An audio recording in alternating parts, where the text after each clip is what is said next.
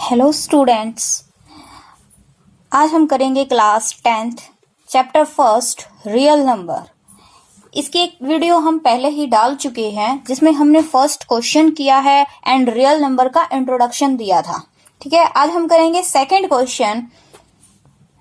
Show that any positive odd integer is of the form 6q plus 1 or 6q plus 3 or 6q plus 5 where q is some integer। क्या है कि हमें ये proof करना है कि कोई भी पॉजिटिव ऑड इंटीजर, ठीक है, कोई भी पॉजिटिव ऑड नंबर्स आपको पता है ना कौन से होते हैं, 1, 3, 5, ठीक है। कोई भी पॉजिटिव ऑड इंटीजर को हम 6q plus 1, 6q plus 3, 6q plus 5 की फॉर्म में लिख सकते हैं या नहीं, हमें ये चीज क्या करनी है, प्रूफ करनी है। चलो करते हैं। सबसे पहले हम करेंगे let A B any positive integer. ठीक है, हम क्या मानते हैं कि जो a है वो क्या है, कोई पॉजिटिव इंटीजर है और b इज इक्वल टू 6। ध्यान से देखना, b इज इक्वल टू 6। अब आप ये बोलोगे कि b इज इक्वल टू 6 कहां से आ गया, ये आया इस इक्वेशन से, 6q plus 1, 6q plus 3, 6q plus 5। और कैसे आया, बाय यूक्लिड एल्गोरिथम। कल हमने की थी ना यूक्लिड एल्गोरिथम, उसी से, बाय यूक्लिड एल्गोरिथम। क्लियर है। अब देखो उससे कैसे आया, कल हमने यूक्लिड एल्गोरिथम की एक स्टेटमेंट पढ़ी थी, a is equal to B Q plus R. ये पढ़ा था ना, a is equal to B Q plus R, जहां a क्या होता था, डिविडेंड, जिसको हम क्या करते थे, डिवाइड करते थे। बी क्या होता था, डिवाइजर, जिससे हम डिवाइड करते थे। क्यू क्वोशिएंट प्लस रिमाइंडर, यही था। अब इसने एक इक्वेशन दी है, उसको हम इसी फॉर्म में कन्वर्ट कर लेंगे। हमने ए को लेट कर लिया था, ए हमारा ए है, बी क्या है 6, बी क्या है 6q प्लस आर। क्लियर है, बी को हमने क्या ले लिया, 6q प्लस आर। और 6 क्यों लिया, जो इसने कुछ स्टेटमेंट्स दे रखी है ना, 6q प्लस 1, 6q प्लस 3, इसके अकॉर्डिंग, ठीक है, 6q प्लस आर। अब हमें एक चीज और देखनी है, वेयर जो आर है यानी कि जो रिमाइंडर है वो ग्रेटर देन है 0 के, greater than and equal 0 and less than 6। क्या लिखेंगे हम, जो आर रिमाइंडर है वो ग्रेटर देन एंड इक्वल है 0 एंड लेस देन है 6। अब ये क्यों है, एक चीज देखो, ये स्टेटमेंट जो होती थी, यहाँ क्या है 6 क्या है, डिवाइजर, यानी कि जिससे हम डिवाइड कर रहे हैं। हम इस क्वेश्चन में हर एक स्टेटमेंट को 6 से डिवाइड कर रहे हैं। ठीक है, जब हम किसी भी नंबर को 6 से डिवाइड करेंगे तो हमेशा जो रिमाइंडर आएगा वो 6 से तो छोटा ही आएगा। समझ में आया। मान लो अगर आप किसी 6 को 4 से डिवाइड कर रहे हो, मान लो आप 6 को 4 से डिवाइड कर रहे हो, तो 4 1 जा 4, रिमाइंडर कितना आया 2। आप कभी भी किसी भी नंबर से डिवाइड करते हैं तो रिमाइंडर तो हमेशा उससे छोटा ही आता है ना। समझ में आया। तो ये रिमाइंडर तो 6 से छोटा ही होगा, रिमाइंडर तो किसी भी सिचुएशन में 6 से बड़ा नहीं हो सकता, ये चीज क्लियर है। एंड 0 से बड़ा होगा रिमाइंडर। मान लो आप 6 को 6 से डिवाइड करोगे, 6 को 6 से डिवाइड करोगे, 6 1 जा 6, 0, 0 से छोटा तो रिमाइंडर कभी भी नहीं आ सकता, ये तो पॉसिबल ही नहीं है। ठीक है, और ना ही ये पॉसिबल है कि अगर 4 से डिवाइड कर रहे हैं तो 4 से बड़ा रिमाइंडर आए। क्लियर है, और 0 के इक्वल तो आता ही है। समझ में आ गया। तो जो आर है रिमाइंडर है वो क्या है, greater than and equal to 0 and less than 6। Clear है, इसे हमें ये प्रूफ हो गया। सो इट्स रिमाइंडर, इस इक्वेशंस के जो रिमाइंडर होंगे वो क्या हो सकते हैं, 0 1 2 3 4 5, यही हो सकते हैं। समझ में आ गया। 6 भी नहीं हो सकता है ना, क्योंकि 6 से तो हम क्या कर रहे हैं, डिवाइड ही कर रहे हैं। क्लियर है यहां तक। अब हम इन रिमाइंडर्स के अकॉर्डिंग ही अपनी अलग अलग स्टेटमेंट्स बनाते चलेंगे। नाउ इफ रिमाइंडर, अगर हम रिमाइंडर क्या ले लें, 0, सबसे पहले रिमाइंडर क्या ले ले, 0, देन इक्वेशन क्या बनेगी, a is equal to B Q plus R, ये इक्वेशन थी ना, कैसे बन जाएगी ये, a is equal to 6q plus 0, यही बनेगी ना। रिमाइंडर कितना आ गया, 0। क्लियर है यहां तक। अब देखो इसको सोल्व करेंगे, a is equal to 6q, क्या आ गया, a is equal to 6q। अब ये देखो ये a की वैल्यू क्या है, एक इवन इंटीजर, क्या आया ये, एक इवन इंटीजर, इवन इंटीजर आ गया ना। और ये इवन इंटीजर आया कैसे, क्यों, अभी आप ये बोलोगे कि क्यू की तो वैल्यू हमें पता ही नहीं है, यहाँ क्यू की वैल्यू कुछ भी हो सकती है और ये ओड भी बन सकता है, ये ओड नहीं बन सकता क्योंकि हम मल्टीप्लाई किससे कर रहे हैं, इवन से। 6 क्या है, एक इवन। अगर इवन नंबर की आप कभी भी किसी के साथ भी मल्टीप्लाई करते हो तो हमेशा हमें क्या मिलता है, इवन ही मिलता है। क्लियर हुआ, क्या मिलेगा, इवन ही मिलेगा। अब 6 की किससे मल्टीप्लाई करोगे, 1 से, तो 6 ही आएगा। 6 की किससे मल्टीप्लाई करो, 2 से, तो कितना आएगा, 12। हमेशा कितना आएगा, इवन ही आएगा। तो एक ही वैल्यू क्या आ गई, हमें क्या मिल गया, एक इवन इंटीजर। इससे क्या प्रूफ हो गया कि 6q क्या है, एक इवन इंटीजर है। क्लियर है।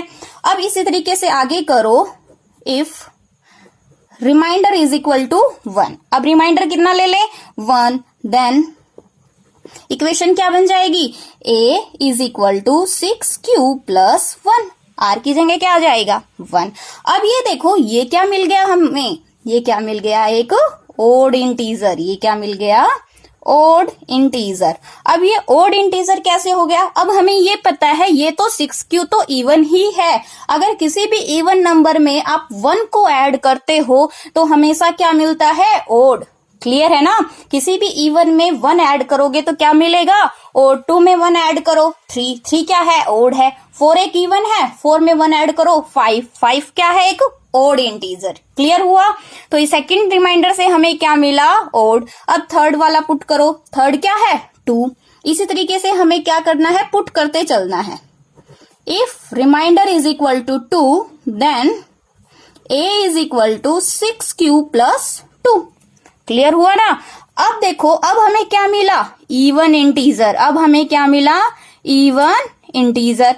और वो इवन कैसे मिला, अब ये देखो ये क्या है, इवन। 6q क्या है, एक इवन। इवन में 2 ऐड करोगे तो क्या मिलेगा, इवन ही मिलेगा ना।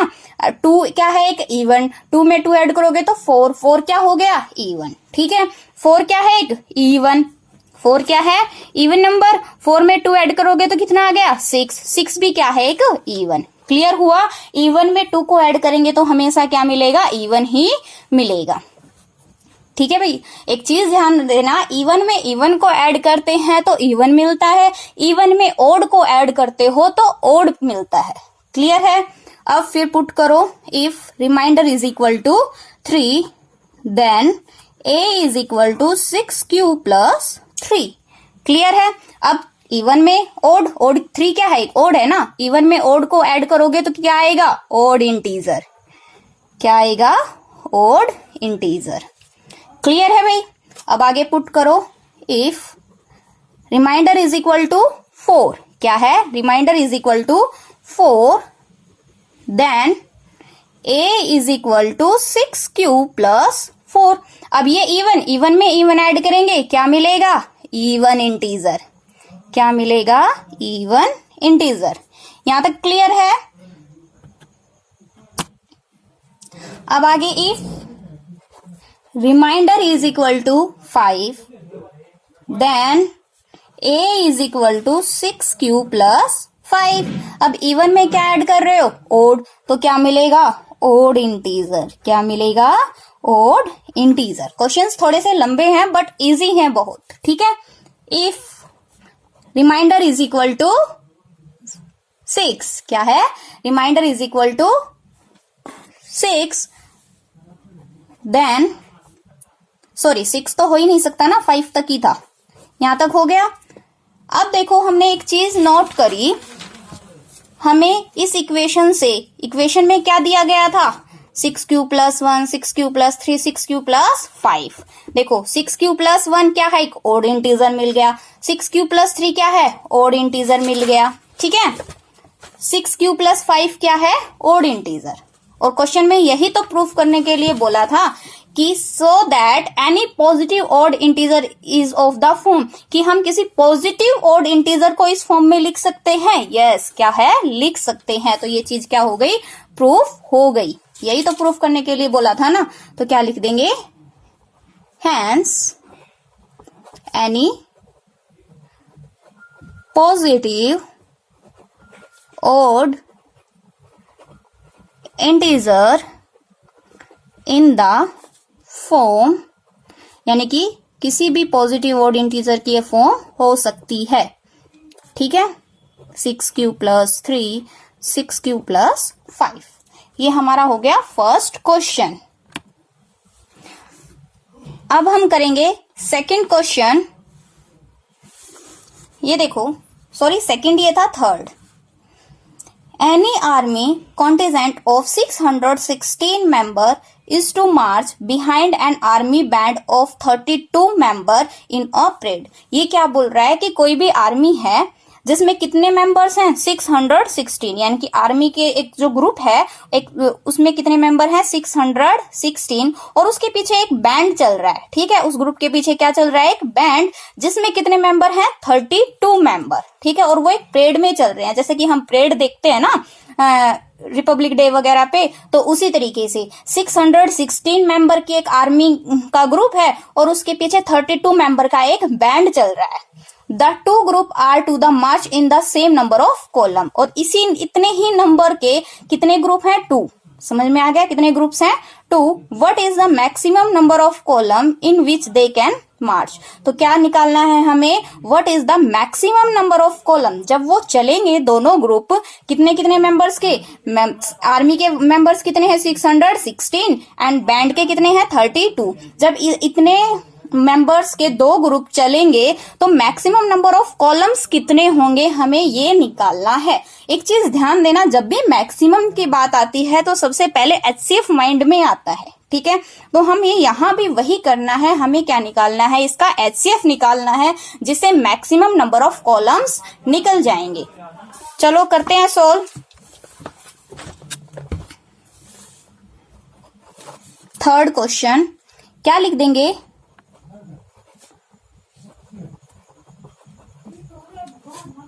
total members in army is equal to 616। Clear है। फिर an army band of members in parades, parade में कितने हैं, 32 मेंबर। बैंड के जो मेंबर्स हैं वो कितने हैं, 32। निकालना क्या है, maximum number of column which they can march. ठीक है, हम क्या निकाल देंगे, इनका एचसीएफ निकालेंगे। एचसीएफ का आपको पता ही है, 616 ग्रेटर देन 32। 616 32 से क्या करेंगे, डिवाइड। तो देखो भाई, 61 32 वन जा तो किस पे चला जाएगा, ये 1 पे। 32 वन जा 32। इसको 11 में से 2 गया, कितना आ जाएगा, 9। यहाँ 5 में से 3 गए 2। क्लियर है। ऊपर से क्या लेंगे, 6। अब कितने पे जाएगा, 32, 296 है, तो कितने पे जाएगा, 9 पे 288। कितने पे जाएगा, 9 पे 288। अब इसको करो माइनस। 16 में से 8 गया 8 में से 8 गया 0, 2 में से 2 गया 0, तो 8 आ गया। अब देखो, ये होने के बाद एचसीएफ में यही तो करते हैं ना, जिससे पहले डिवाइड किया था अब उसको क्या कर लेंगे, अंदर ले लेंगे। ठीक है, 8 32। क्लियर है यहां तक।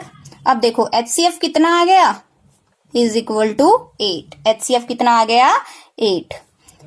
तो जो मैक्सिमम नंबर ऑफ कॉलम्स हैं वो कितने बन जाएंगे? 8। कितने बन जाएंगे? Maximum number of column is equal to 8। ठीक है, तो कितने आ जाएंगे? 8 कॉलम। ये क्या आ जाएगा? आंसर। समझ में आया भाई सबको? अब आगे के क्वेश्चंस देखो। ये 4th एंड 5th सेम उसी तरीके से है जैसे कि सेकंड क्वेश्चन था। क्लियर है भाई? ये 1.1 कंप्लीट हो गई। अगर आपको कोई प्रॉब्लम है किसी सम में तो आप कमेंट बॉक्स में कमेंट करके बता सकते हैं। आपको उसका सॉल्यूशन नेक्स्ट क्लास में जरूर प्रोवाइड किया जाएगा। Thank you.